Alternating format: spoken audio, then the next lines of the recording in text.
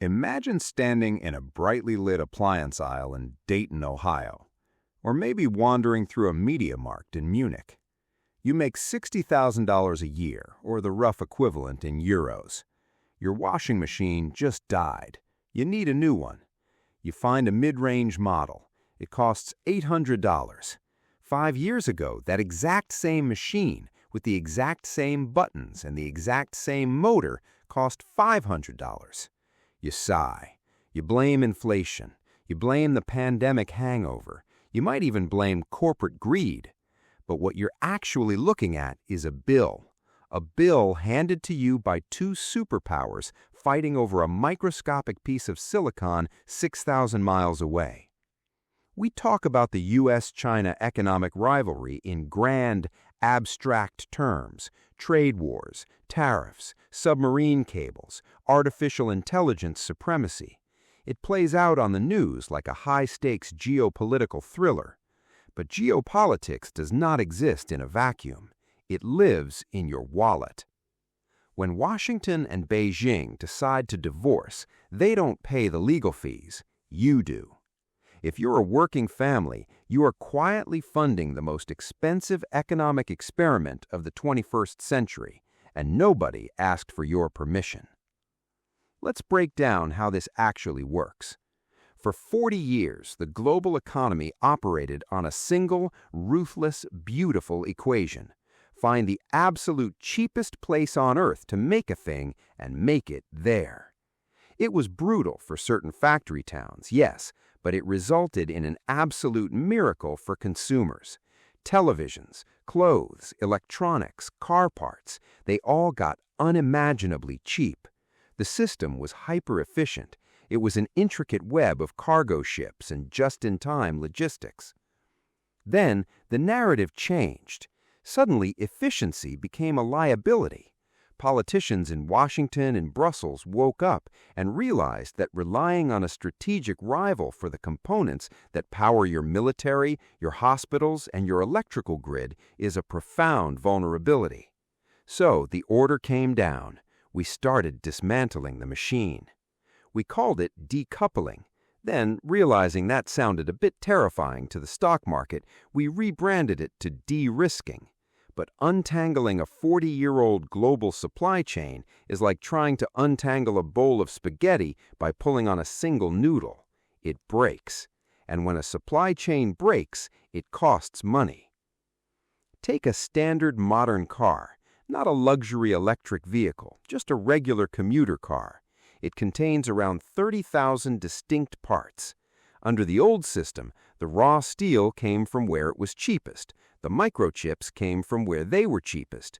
The wiring harnesses came from where labor was cheapest. Now, companies are forced to build political redundancies. They have to open a secondary factory in Vietnam or Mexico, just in case the primary factory in Shenzhen gets sanctioned. They have to source critical minerals from Australia instead of China, even if it costs 20% more. If you live in Munich, your economy was built on a very specific formula: cheap Russian energy combined with cheap Chinese components to build premium cars sold back to the Chinese middle class. That formula is now dead. Now it's about friendshoring. It sounds lovely, it sounds safe, but friendshoring is just an economist's polite word for inefficiency, and inefficiency is always, always expensive. Here's the uncomfortable math. When a government imposes a 20% tariff on a foreign good, the foreign country does not pay it. That's a political myth. The domestic company importing the good pays the tariff at the port, and they immediately pass that exact cost on to you, the consumer, at the cash register. But it goes much deeper than a single price tag. Let's look at our family earning $60,000. You pay for this rivalry in 3 distinct ways. First, the direct tax, the increased cost of everyday goods. Economic studies show that the ongoing trade friction, the tariffs, the shifting supply chains, adds roughly $800 to $1,200 a year in extra costs for a middle-class family. That's 2% of your take-home pay, simply gone, vaporized into the geopolitical ether. Second, the indirect tax, structural inflation. When supply chains become fragmented and duplicative, everything becomes structurally more expensive to produce. To fight this inflation, central banks have to keep interest rates higher than they otherwise would be. So, when our family goes to buy a used car or refinance a home, the loan is suddenly hundreds of dollars more expensive every month. You're essentially paying a geopolitical risk premium on your mortgage. And third, the invisible tax, the subsidies. To win this rivalry, governments are spending hundreds of billions of dollars. The U.S. passed the CHIPS Act, over $50 billion to convince semiconductor companies to build factories in places like Arizona and Ohio. Europe is doing the exact same thing, throwing billions at chip makers to set up shop in places like Magdeburg. Who pays for those subsidies? You do, through taxes. Think about the absurdity of this loop.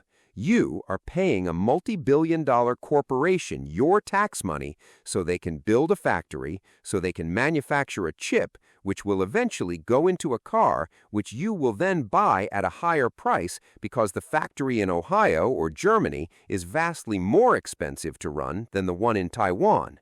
It's a masterclass in wealth transfer, from the middle class to the state to the corporation, all in the name of national security. The hype tells you this is a blue-collar renaissance, that we're finally bringing the jobs back home, that we're securing the homeland and rebuilding the middle class. The reality is far cynical. Yes, a semiconductor foundry gets built in Ohio. Yes, it creates jobs, but these are highly automated, highly specialized facilities.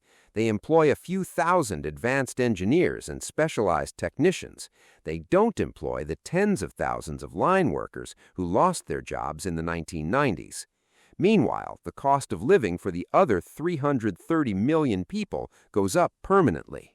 We traded cheap goods for national security, which might be a completely valid, necessary trade, but no one bothered to tell the middle class they were the ones footing the bill.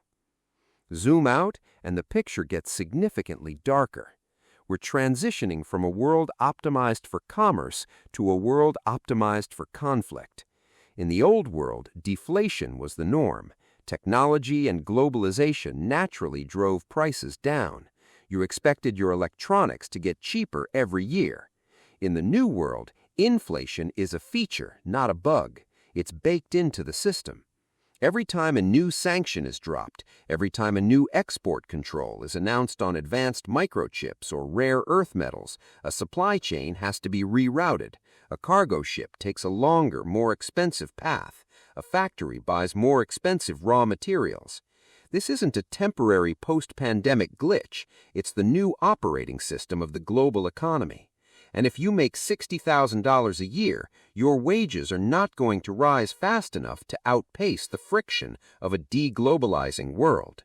Your standard of living is quietly being eroded to fund a cold war of spreadsheets, silicon, and strategic reserves. We're told this is a necessary sacrifice, that securing the supply chain is the only way to protect the future. Perhaps they're right. Perhaps the alternative, being held hostage by a strategic rival over the components that run modern society, is unacceptable. But the next time you look at a grocery receipt or a mortgage rate or the price of a mid-range washing machine, understand what you're actually paying for. It's not just corporate greed. It's not just a volatile market. It's the price of admission to a divided world. The question isn't whether we should fight this economic war. The question is, how long can you afford to fund it?